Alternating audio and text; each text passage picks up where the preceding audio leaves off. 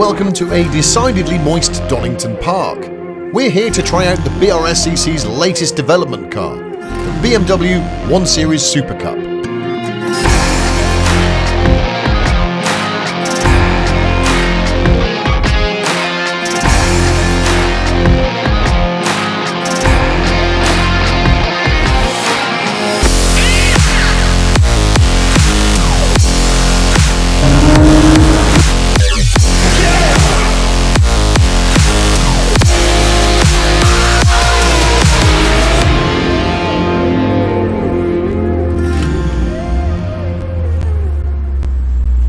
We got a call earlier this year from our friend Greg Graham at the BRSCC. He asked whether I'd like to sample their new car and help with some feedback.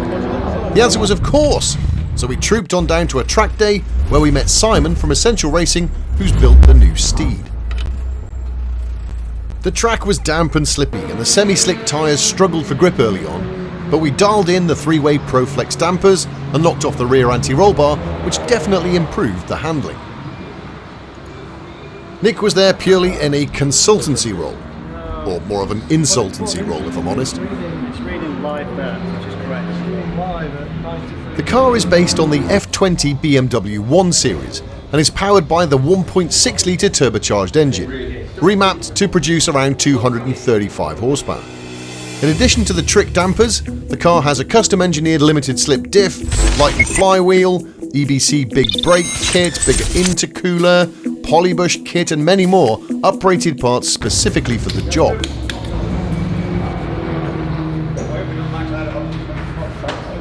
Up until this point, the car hadn't done a huge amount of running, so this was very much a get-to-know-you type of session. And having Chris from ProFlex on hand to offer his advice and knowledge on the dampers was a real boon. We made a few more changes to the setup and headed back out for some more lappery.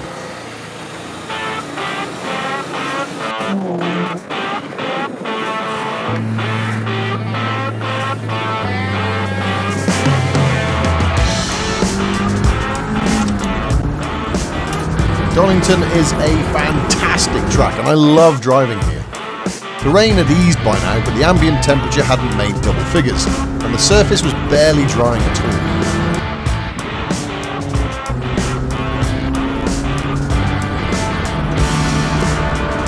We'd forgotten to bring the scooter and it had taken Ben 20 minutes to traipse down to the old hairpin for some cool shots looking up through Craner curves, by which time we'd stopped for lunch. Back in the garage, JP was busy spanner checking the car while I snuck off to organise a brew. While the kettle was boiling, Nick and I discussed tyres. But then it'll rotate the wrong way according to this. Yeah. Yes, but this works correctly on the passenger side. Bizarre, isn't it? So I say you, depending on your clockwise or anti-clockwise track, you switch them. But this is the all-weather tyre, so there is no wet. It's only all weather if it's going the right way, because the water has to come out this way. It's expelling water. Yeah. This one isn't. No, I know. And this one's significantly longer. This morning when it was really, well, not really wet, but wet enough, I just had no traction at all on the back. Just kept oversteering. So we took the rear anti-roll bar off, but because it's drying out, we're going to put the rear anti-roll bar back on and see what difference that makes, because the track's drying. The alignment of the wheels is all important, and we'd made the decision to make a change to the front camber angle. So that necessitated getting the strings out and resetting the toe angle. We're running just a little bit of static toe out on the front. The strings, along with the custom fully adjustable rear multi-link setup, make it an easy job, especially as someone else is doing it. Changes made, it was time to head out for another run, and this time the track really was beginning to dry, which was nice.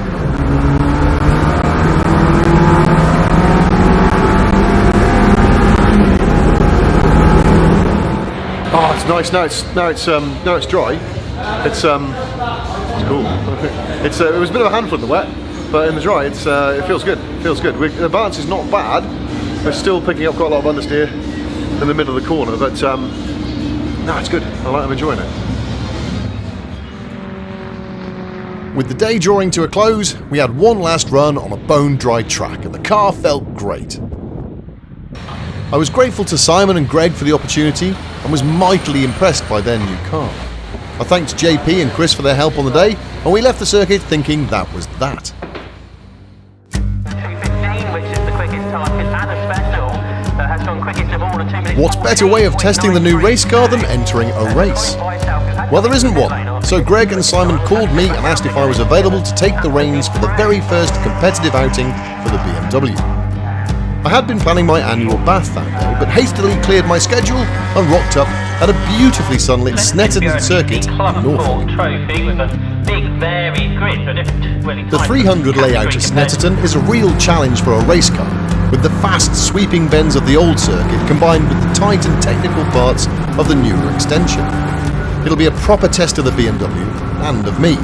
This was the venue that I had my very first taste of a single-seater car back in the early 90s, and I haven't returned as a driver since then.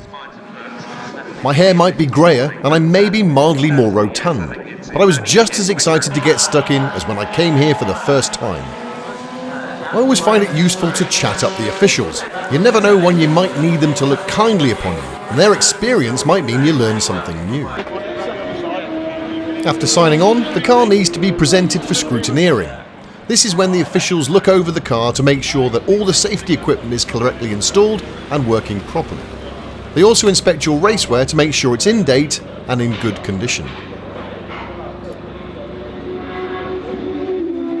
As long as they are happy that everything is in order, you get issued a scrutineering card, and that's the last hurdle to overcome before being allowed out onto the circuit for qualifying.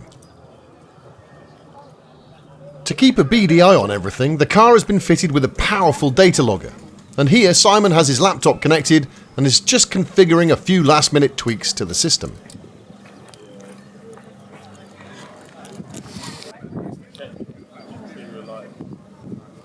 While Simon finished the tinkering, I sloped off for a waz. In addition to the parts I mentioned earlier, the BMW has a cage designed and built by SW Motorsport. The 17-inch wheels are from 2Forge, shod in Nankang AR1 tyres. It comes with a polycarbonate window kit, what for lightness. And the whole thing has been put together very nicely indeed by Simon and his crew at Essential Racing. Since we tested at Donington, the car has been fitted with a lightweight racing battery. Fortunately, I think I left the interior light on and now it's flat. So ahead of qualifying, we've got to jump start the car. Fortunately, we got the car running and everything now seems fine. So it's time to get mentally prepared for our first test, qualifying. We've got 20 minutes, we've got a brand new set of pads all round, so we've got to bed those bloody things in, which takes all day. We'll try and do that. We'll try and get somewhere up the grid, but I just don't want to put it off. This is the first competitive outing for the car. The BRSCC and Essential Racing have entrusted me with this car, and I want to bring it back in one piece. The thing is, you are very nervous about that, but yeah. Do they know you're not a racing driver? I don't know. It seems to have passed them by at the moment. Yeah. And you had no time on the sim or anything for this? Not for this one, no. I had to put the sim away. Okay. So, yeah, this is just old school.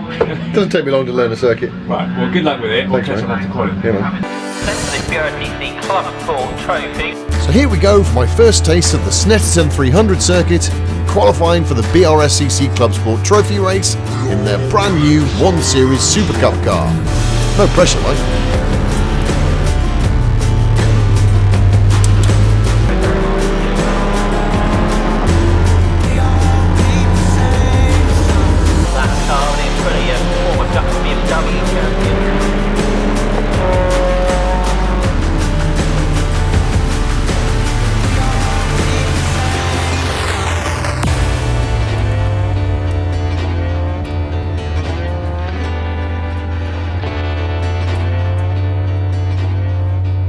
I'm just doing a drive-through at the pit lane speed limits to find out how long it takes.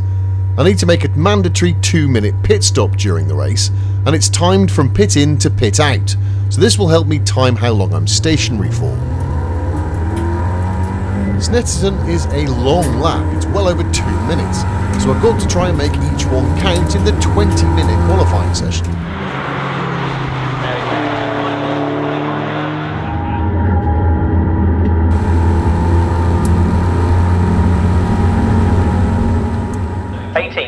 Richard Bronning, 218.944, then 90, number 96, How was that? Good. All right. Yeah. Yeah. Yeah. I think it was 18th overall, third in class. Once I got my head around the circuit, it's good fun to drive around down the BOM hole. Oh my god, that's so cool! Then round Coram, it's hanging on to it, and it's Yeah, it's you good can fun. It's really, really good fun. So yeah, car felt good. A warning light for high water temperature, but I think it's just a BMW thing. Okay. Car felt great, no problem at all with it. Okay, so the guy's looking at the temperature thing. Yep. Just download the data off it. Got all the CAN streams, Right. all the data streams. Having a shufty at that and see if we can make a few changes, make the balance a little bit better for the race. And where do you feel strongest on the circuit? Where do you think you've got an advantage? It's got oodles of torque, so coming off the corners, as long as you get the power down, it's really, really good off the corners. On the brakes is not too bad. I think we've got a pretty good race car. We've just got to fine tune it a little bit. Look, hobnobs. Not only hobnobs, chocolate hobnobs. It's a You're premium. having a hobnob. I'm okay for now. You're refusing a hobnob after all that? See? Turns out it wasn't the water temperature that was high, it was the oil. So I'm researching just how much temperature the oil that's in the engine can stand before breaking down, with the inevitable catastrophic engine failure. This is a suboptimal position. It's not doing much more than 150 degrees, is it? It's staying there. And the water temperature is staying at 95-ish, which I'm fine with. Pressurised system, it'll run over 100 if need be. After much discussion, more tea, a visit from Greg to steal the biscuits, we decided not to worry about the sky-high oil temperature and just send it. It was either that or go home. But we had a race to do, so it was time to get suited and booted and fire up the BMW.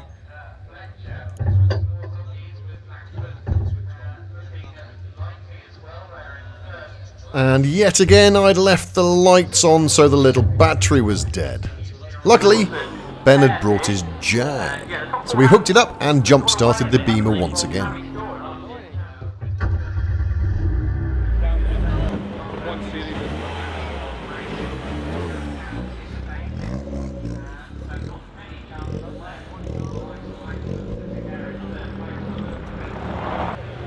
After being lined up in our qualifying positions by the helpful track team, the first part of the race is the green flag lap.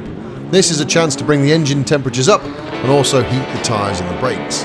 Then it's back to the grid for the race start. Keep an eye on the red and white BMW 1 Series in the pack. It's been driven by BRSCC Motorsports Richard Brunning, who's in that car, and that is the first ever build of the BRSCC BMW 1 Series SuperCup, which is starting off this year with its initial build. There's build kits available for these cars. Richard's put this car through its paces in its first proper race event. Standing start, then red lights are on, and for Club Sport Trophy 2022, we are racing! Another great start for one of the Seats, that's stalled on the grid.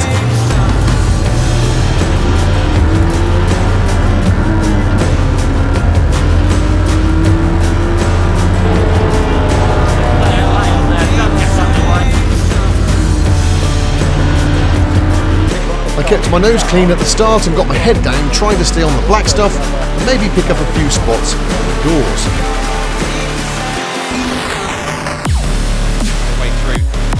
So there too, there's Richard Brunning you see in the BMW. You've got the Z4 there having a scrap with one of the Hondas. Oh, that was one of the Hondas, eh? That was a lock-up, or that was an engine blow-up, one of the two. I was being pushed hard by the beautifully prepared red Clio that didn't have quite my horsepower and torque, but made up for it in significantly fewer kilos. And it was being driven really well. Whilst poring over the data logging, I noticed that I might be able to gain some time by shifting gear slightly earlier, taking one or two corners in a higher gear than I was, and generally using the torque of the turbocharged engines to its best advantage. This absolutely worked, and I was lapping more than 2 seconds a lap faster than in qualifying. The Club Sport Trophy is a short endurance series of 45-minute races with a mandatory 2-minute pit stop for any production-based vehicle.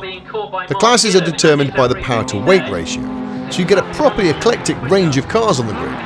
It's a terrific series with a real camaraderie among the drivers.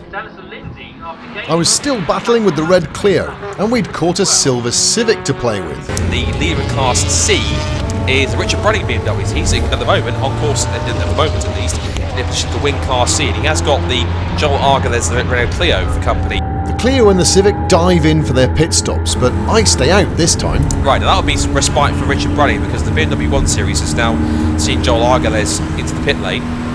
Here's the BMW. The screen time here, which is looking quite superb, and again, looking to get a few more of these out on the grid. There are build kits available for this car. With the window for pit stops closing fast, I decide it's time to make my mandatory stop.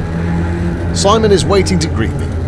No time for tea though, sadly. The 1 Series SuperCup car is also in for its pit stop, so you might want to possibly take a look at that, making it stop as well. But as the time ticks down for the number 3 Golf, there goes Richard Brunning going through to make his pit stop. And he parks up, and he will be stationary for as long as he needs to be.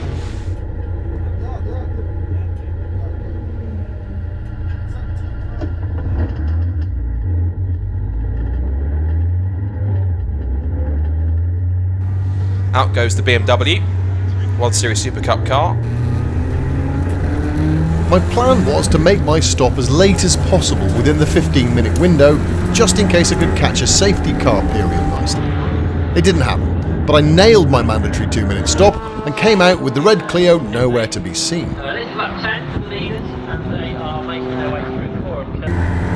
We didn't have pits to car radio, or in fact a pit board that I could see, so I had no idea where I was in relation to the other cars in my class. The only thing to do in that case is to get my head down and go as fast as possible until the flag. Luckily, I didn't have an oil temperature gauge in the car either, so I can safely discount as that as something to worry about. Here, I passed the red and white Civic on the brakes into the left-hander at Agostini.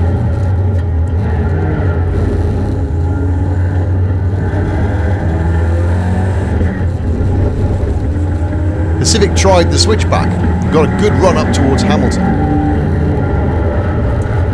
And I ran a little wide onto the grass and let him and the MX-5 through. Not for long though.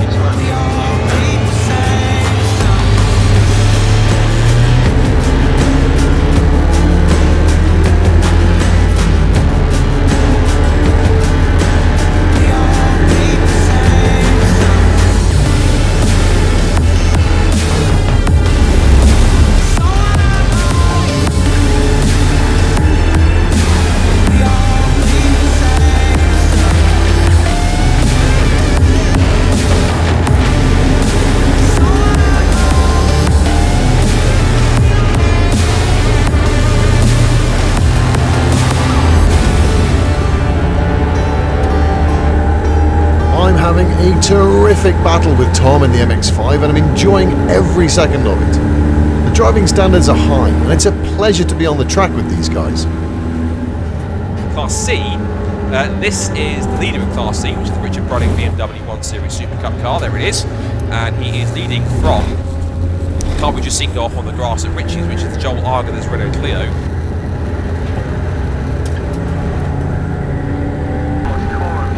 And just for the record, these two cars are battling for position, the BMW and the Mazda, 10th and 11th overall, both class leaders, so that's 10th and 11th positions going on in the 1 Series SuperCup car. He's just behind Steve Andrew in, of all things, a Luke Herbert run Mazda RX-8, just ahead of Tom Selden there. Now then, coming up towards it, they're coming up to these back markers now. Are they going to play one final twist in this battle for the lead?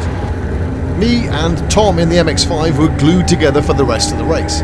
And we caught a black RX-8 that maybe I could have passed with another lap or two, but the checkered flag fell on what was a really enjoyable race. It's been a great first race of the BRSCC Club Sport Trophy. Richard Brunning will come across the line to win that one, and that actually is his second win in a second class win, if you like, in a Club Sport Trophy race, because he did win the City Car Cup class in the Silverstone race back in 2020 when he drove the Bad Obsession Motorsport car that he and Nick built, Session C1. With the race over, I can finally catch my breath and wave my sincere thanks to all the marshals who give up their time so we can indulge ourselves on track.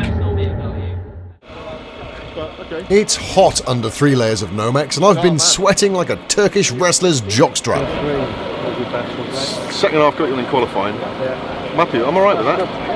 Yeah, that's the main thing. Next those 2 cars ahead. As long as you guys are happy. I haven't put a mark on it. I'm happy. Well, how was that? You won your class, you had loads of overtakes. Oh, it's a great race. It was really good fun. Right from the beginning. Right, it was terrific. Yeah, I really enjoyed it. I was starting P18 or 17. We finished P10, which, I mean, you know, top 10 first time out. Brilliant. I'm really chuffed with that. I heard you were P9. No, I actually haven't checked. So, well, in the top 10 anyway. Definitely. P9, that's even better. That's awesome. I mean, car was brilliant. We sort of modified the way we drove it, or I drove it. Going into looking at the data, we spent ages looking at the data and try and work out where we could go quicker. And basically, using the torque of the turbocharged engine by short shifting just makes it pull like a train. It settled the back end down. Really, really good. Didn't put a mark on it. Came back in one piece. It's gone on the trailer. It's going home. Everybody's happy. Nobody died. Before we go, I've got to say a massive thank you to Greg and everyone at the BRSCC, Simon from Essential Racing, and of course my fellow competitors in the Club Sport Trophy. I had a blast.